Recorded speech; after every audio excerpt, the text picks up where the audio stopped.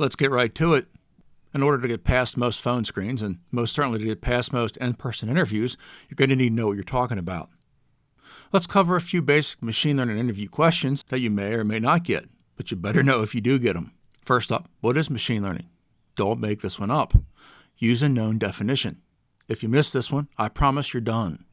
Here's a great simple definition from Google. Machine learning lives under the AI umbrella.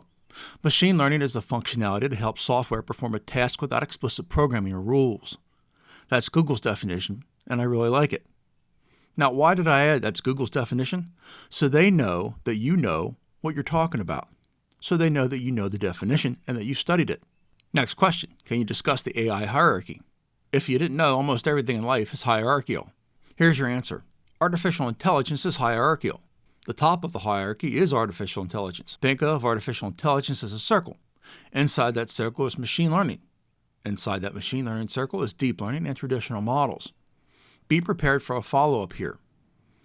I'd ask, where do CNNs and XGBoosts fit inside this hierarchy? Your answer should be that XGBoost is a traditional model and that a CNN is a deep learning model that lives within that umbrella.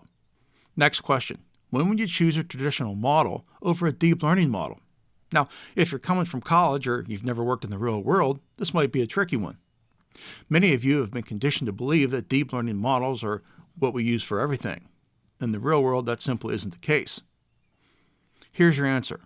When you're working on structured dataset problems like classification and regression, a group of models called gradient boosters has won almost every competition on highly structured datasets. So, when you're working with highly structured datasets, a model like XGBoost is a great place to start.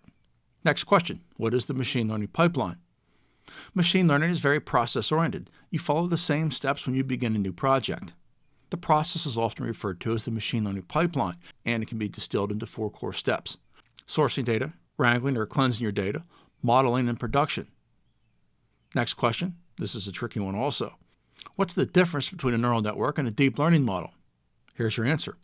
A deep learning model has more than one hidden layer. The more here isn't really defined. However, a neural network with 2 hidden layers isn't a deep learning model. Last question, what class of model would you suggest I use in a structured data problems? We've already seen this. This one's a trap. Don't you dare say deep learning here. The top model class for classification and regression problems on structured data are gradient boosters, like XGBoost. Write these down. Don't get these wrong. Thanks for watching. Don't forget to like and subscribe, and have a great day.